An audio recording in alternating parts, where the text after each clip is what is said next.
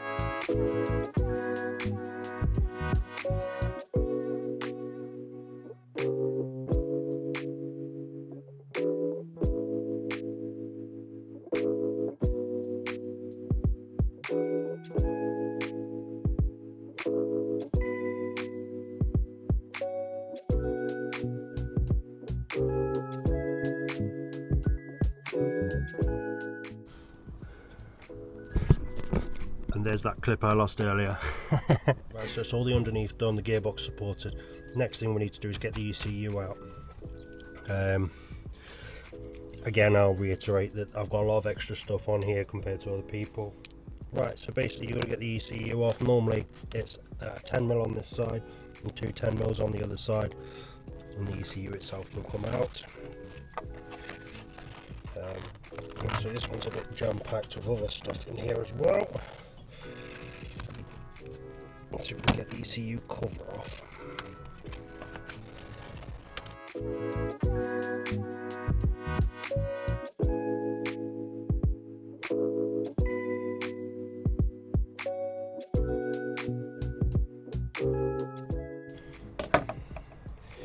And that gives us a little tiny bit more wiggle room.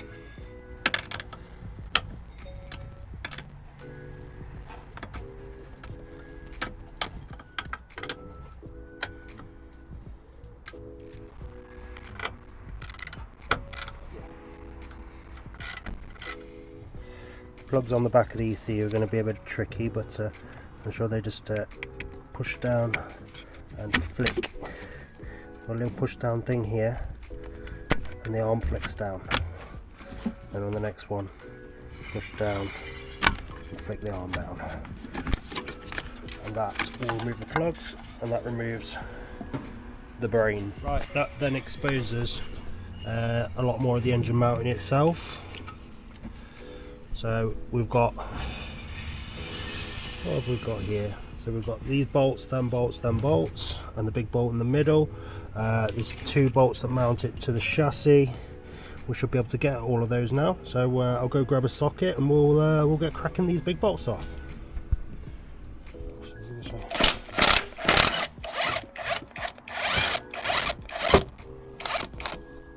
Right, it's taking the gearbox mounting out.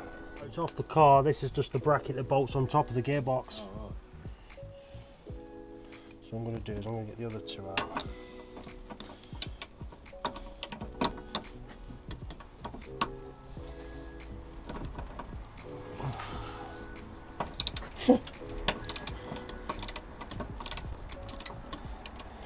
That's one that goes into the chassis, no dramas. Right, so just for curiosity, there is a bottom bolt that bolts sideways into the gearbox mounting itself. If you look there, I would presume that's going to be quite a short bolt, I would hope, but it's from the bottom and it looks an absolute arse to get to. So we're taking the ones out the top of the box and nothing's moving yet, so we'll bottom bolt's now loose, so we're now hoping that the engine mounting itself is loosey-goosey, which it is. So, got a big bit. Put this big bit down here.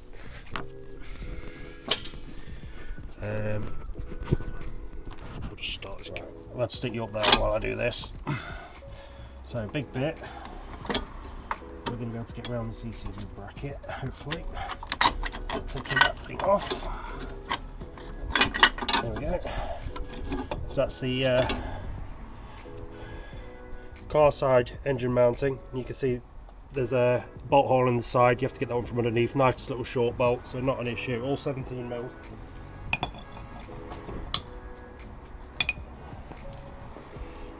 And the gearbox mounting itself should now. There we go. And that is the gearbox bracket itself off. And now we can see the detents. So the detents we're looking at, guys, and for all of that effort you've got 3 12mm bolts here right on top, sit right underneath that gearbox mounting.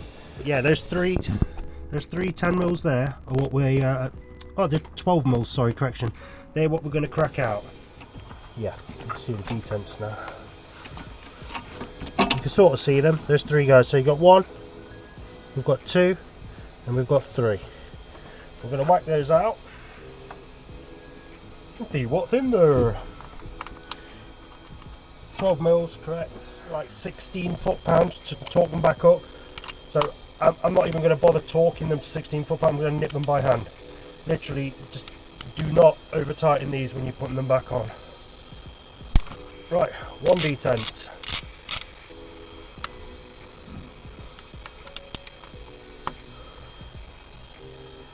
Two detents. They feel tighter than 16 foot-pound.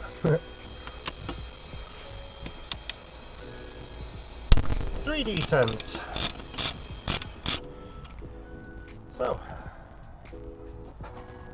find the torque online. Found it, 16 foot-pound. Yeah, not even worth talking, mate. Just gonna nip them like that. Right, so the detents, then we're just screwing them out. I'll leave them in the box and take them out so you can see them. So, I don't know if you can see that ball bearing, but you leave that alone. That stays in there. So this is the detent. There's a washer on it as well, so do take the washers out. So that's detent 1. Oh, detent 2 on the floor, and detent 3 here. Right, so grab the other detents. All 3 ball bearings are still in the hole, which is what we want. And we'll take these in and replace them. So we've got our 3 detents in here. So what we're going to do is we're going to whack the detent out of the spring, and all it's a case of is replacing it with the other one in the cup.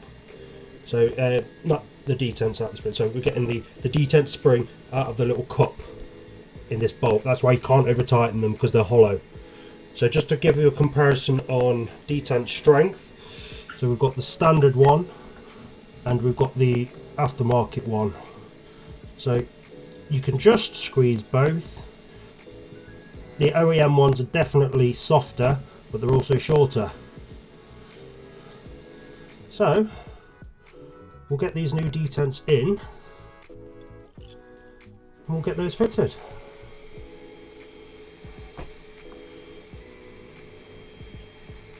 We'll be able to have an immediate feel of the detents as well. As soon as we get these in, I've left the gear linkages in deliberately so we can have an immediate feel to see how these feel versus doing the whole lot in one go.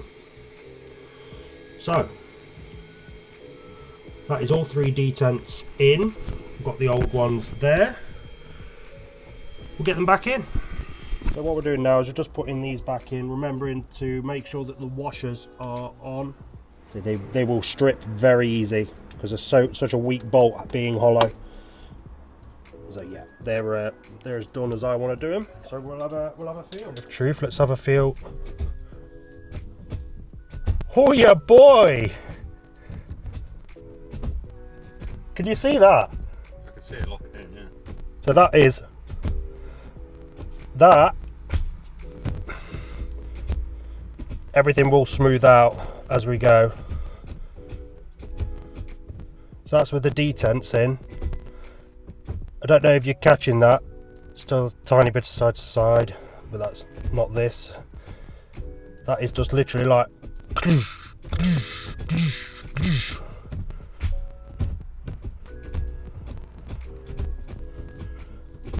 You feel that going. That is mechanical now. Really, really mechanical. Right, we'll let Nate have a play with it, and we'll see what Nate's just going to have a little play with it. Oh yeah.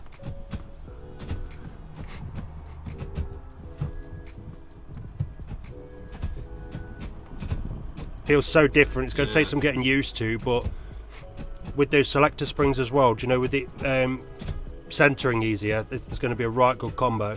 It's just so much more positive, isn't it? You just know it's there. You just move it up, and it's like click, you're in. Click, you're in. Click, you're in. Like, I know in mine, you can bring it out a third so easy, but that's that's in now, isn't it? Yeah. Yeah, nice. Job one done. So that is the detents done. It's just a case of now building that engine mounting back up. What we got? So yeah, the engine mounting, putting the ECU and stuff on. But while we've got that space down there, we're now going to have a go at the selector. So I'll explain what I'm doing with the selector, because this is going to be brain surgery again, like I was saying before. With the selector, it's the pins off on the top of the bushes that we fitted yesterday, both bushes. Cables out the way, and there are 410 mils that hold the actual selector into the unit, into the top of the gearbox, and that the arm and everything comes off with the selector. So you get that off, and that is actually going to be an utter joy on mine, because the supercharger is literally in the way typically. And then there's one locking bolt from the front. I'll see if I can grab that. If I can point at it. Where is it? Here. So I don't know if you can see that on camera, but this bolt here is like a sump bung attachment thing, like a male hex key you need, and that goes in there. That just locks the selector in place, so that's got to be taken out before you try and pry it out, because that literally locks it in. So yeah, we'll crack on.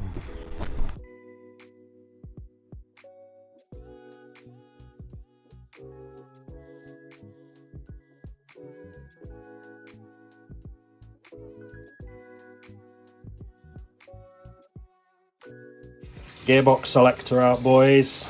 Right, everybody, we've got the selector out the gearbox. So what we want to do is we want to make sure, before we do anything, that we've got our two dowels out of the gearbox. They want to be on this part. So they want to be on the selector. They don't want to be on the other end of the gearbox, because we want to put a nice bead of silicone on the other side. So with this, as you can see, there's some old Honda Bond and stuff like that we're going to clean off. We're going to slightly clean up all this face and everything. All the gasket faces, make them really nice and clean. No oil on there whatsoever, so we get a nice clean seal once we get on. So the springs we're changing are in here. What we've got to make sure we do when we remove the selector, these two guys, once we take this 12mm apart, this 12mm bolt out, these two guys are going to want to move apart. If you do that, you're going to be in a world of aggro. There's preloaded springs and all sorts in this, so your best course of action is getting a helping hand. What you want to do is you want to hold this guy together. So you want to hold this guy together in your hand. Do not let him go. Get somebody else to buzz that 12mm out. We're using an impact wrench here. Okay, I can feel the springs already. You've got the washer, cool. Feel this guy already, the springs wanting to push this selector apart. So we've, what we're going to do now is I'm going to pull this guy off here. Okay, I've got him held here, so he's not going to come apart. So what we're going to do is we're going to change these two springs. So if you want to just demonstrate on camera the difference of these two springs. That one definitely feels, that's more reinforced than that. I'm just stronger right hand. Yeah, that's fine. It looks a bigger spring as well, a bigger, more powerful spring. So these are the selectors. These are what help you gear return to the neutral position, take slop out. You've got to bear in mind as well that these are 12, 14 years old. So these are old as well. We're replacing them. I mean, look at the size difference of these springs. So they're reinforced as well as. So you should really we'll do them one at a time. New one. New one. New one. New one. That locates into the top. That locates into the top. So when I put my cup in, that I'm still holding, I've just got to get it all lined up, because it just come out of line very slightly. Push that down. So it's all preloaded. We just hold that down, mate. So I've got it. Now we need to find the bolt hole. So the bolt hole was sort of in line with this dowel, I remember. So we've got to make sure that our bolts, springs are located, and we want to push that up. So double check those springs, they look located to me. Yeah, that's cool. Right, so spring and bolt and washer back in there. So this is way easier to do with the second pair of hands, guys. Don't try and do this on your own, trying to hold that bit together that's wanting to come apart. Is that on tighten? That's it. Do you want to just give it another? Do you want it? Just give it another tiny nip. Yeah, you'll do. So cool. That's it, guys. That's selector springs done. So what we're going to do now is we're just going to give this guy a good clean up. He's looking pretty gross. We're going to clean this face up. As I say, we're going to remove all this old RTV that's God knows how many years old. You can see it peeling apart here. Look, it's almost like plastic. And then we're going to clean the face of the gearbox up, put a nice bead of silicone on it. It's RTV. Unfortunately, I couldn't get Honda Bond in time, but I do have a generic RTV which will do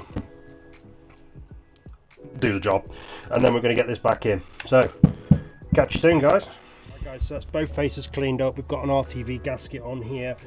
We've cleaned up we're short for time because of the weather, so we're just going to get this back in. Note that we've cleaned both faces up. We've made sure that the dowels are back in the selector side of things, and we're going to get that back on because, as I say, we're going to have rain shortly. So let's see if we can get this back on. Not too much fuss.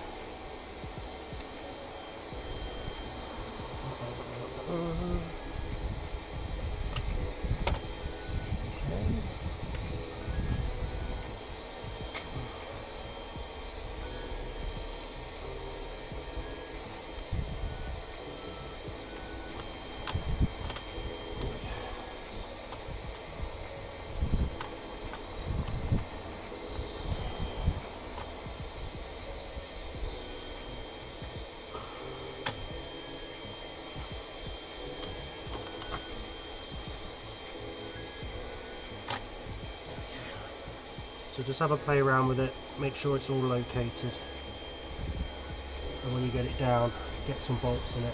Right, so can we just have one of the back bolts, the long ones, and get this rear one in? They're both the same, these two with the shoulders? Yeah. There's only one short one in it. There's a short one and a medium one. The medium one was on the solenoid, wasn't it? Two medium ones and short. Right, so get that 10mm.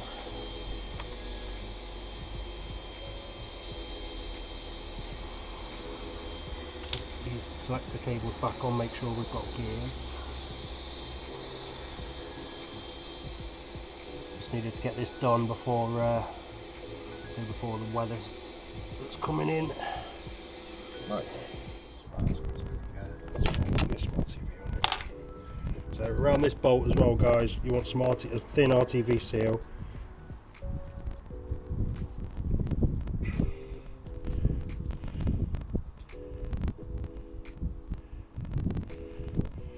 Right, so just literally like a tiny coating of RTV around the bolt, and then get that bolt back on.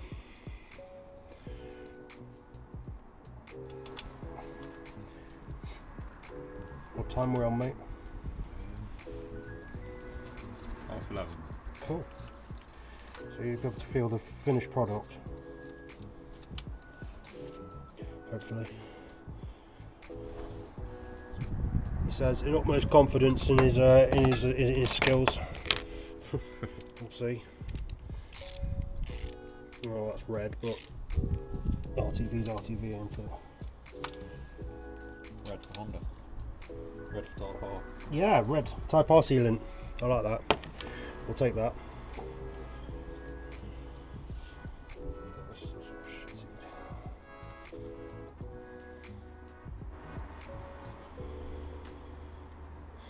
Yeah, let's not forget that. And that bolt's tightened up already. Get that sucker back on. So the other one didn't have this on, this bracket. What other one? That other box that that guy was doing. Oh, right. Obviously RSX must have a different mounting point or brake pipe route.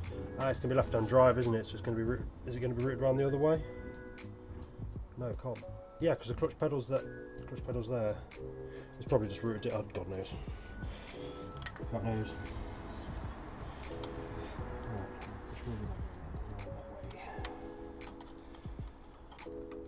So this is the little bracket that goes across the front, just hold the brake lines in. And it's got two of the bolts for this guy in it. That's one in. That's two in. They're back in.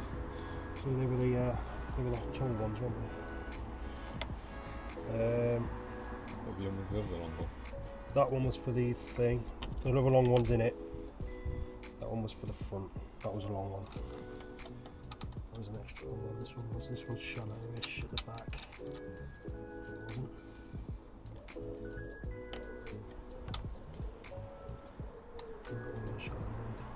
Which way round this was now? I thought they were both long. They both got shoulders and an actual hole. I think it was this one that was shorter. On the front here, they have got shoulders, but that one there was long. There we go. Look. This one was the short one. And knit these up opposite corner at a time. So this one, they're going into aluminium, so don't absolutely swing on them.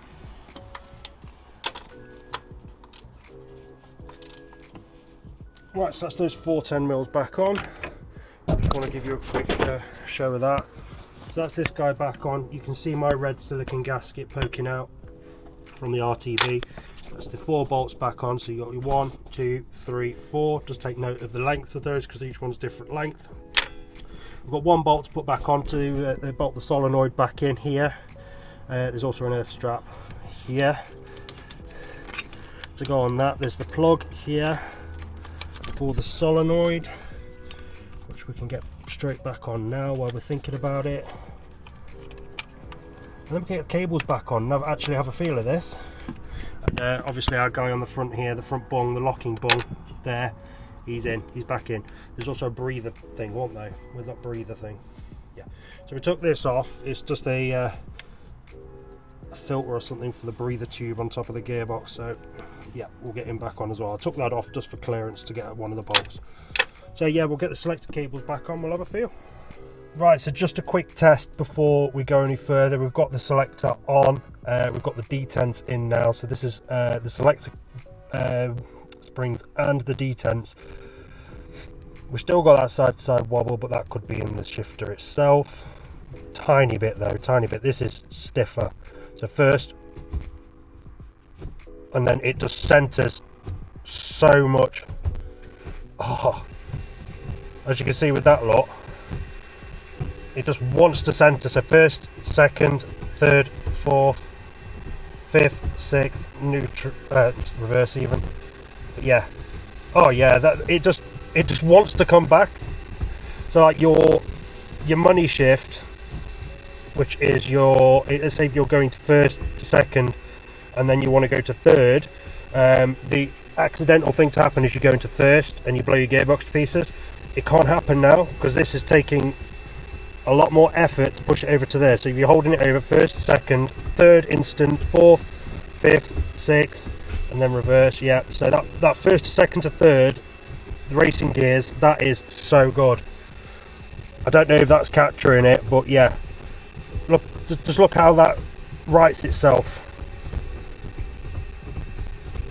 That is so cool. Right, we'll get Nate's opinion on it. He's obviously been on track, so we'll get his opinion on it, see what he thinks. What's your opinion on that? Have a play. Well, there's obviously less side to side, isn't there? But we've just seen that. Yeah.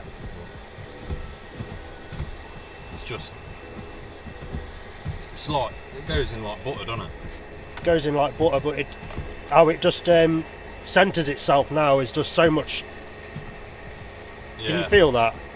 Like if you go from like first to second and knock it out a second, it just goes straight to the centre, doesn't it?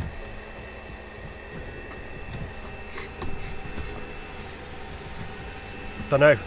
Worth the effort. Yeah, definitely. We'll compare that to mine. Yours is stock with the short shifter. Should we go and compare that now? Yeah. So you've just had to play with that. Yeah, I love that. Yeah. Obviously it'll bed in as we're going. Yeah. So yeah, let's go and compare that to yours now. Just tell us what yours has got. So you've got the standard shifter bushes. It's just that. Yeah. So you've just got got £15 short shifter thing. So you've just got the short shifter mod. And then they're like alley bushes that hold them down. Oh, so you've got the base bushes in as well. Yeah. So people are getting this. This is it. This is what basically a standard one with a short shifter. Yours feels a lot more. It's a lot more notchy. You know when it's in. Yeah. You know when it's out. Do you get that more mechanical feeling? Like it's like it. Yours clicks out, whereas mine's like. You can probably see it. It's just. Yeah, just sort of flops out. Yeah. Yeah. Do you think that's a worthwhile upgrade then? Yeah, definitely. So those set springs were about 33 quid. Obviously there's a bit of effort involved fitting them, but yeah, I think this is going to be a winner, mate. Sweet. So that's the initial verdict at the moment. We've still got to build everything back up. So I've actually lost a clip.